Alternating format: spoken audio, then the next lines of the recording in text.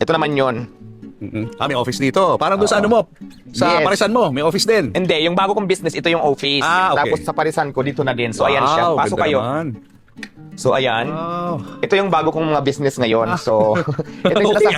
ito yung sinasabi kong mga safety gears na regarding sa mga construction. Meron mga traffic cone. Ito lahat nasa model. Ayan, nagdidel kami dyan lahat.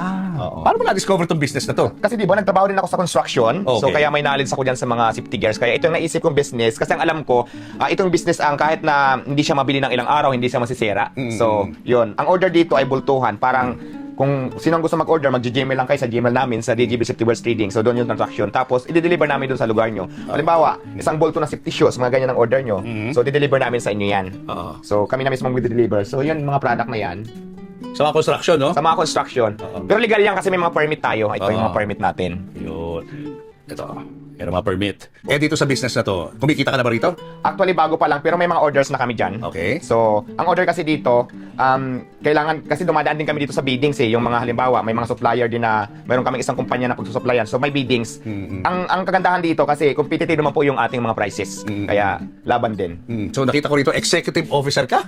Chief executive officer? Ano ibig Yes, sabihin yan? ako yung may-ari. So ikaw na nagpondo nito? Ganun ba yun? Ako na po. Okay. Tapos, ang nag-office dito is ang Monday to Friday lang yung paso. Kaya bukas nandito siya. Linggo ngayon, kaya wala siya.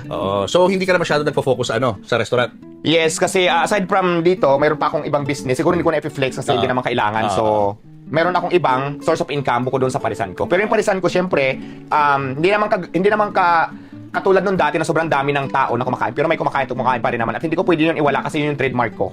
Tama. Diwata Paris. So, dyan ako mas nakilala. Kaya, yun. Plano ko nga din maglagay dito sa Cavite ng Diwata Paris. Ayun, why not? No? Diba? Pangalan mo yun eh. Yes. So yun talaga nakakabit yun. Kaya lang sobrang busy ko ngayon. Kaya siguro unahin ko muna yung iba sa sunod na yan dito. Okay, so sa labas na ito, ikaw may-ari lahat nito, itong lupa na to. Yes, itong lupa na to ay ako nang may-ari nito kasi napatransfer na to sa title ng pangalan ko. Ano kalaki itong buong lupa? Kulang-kulang siya 600 square meters. 600, malaki rin. Kulang-kulang, less than. Less than 600 square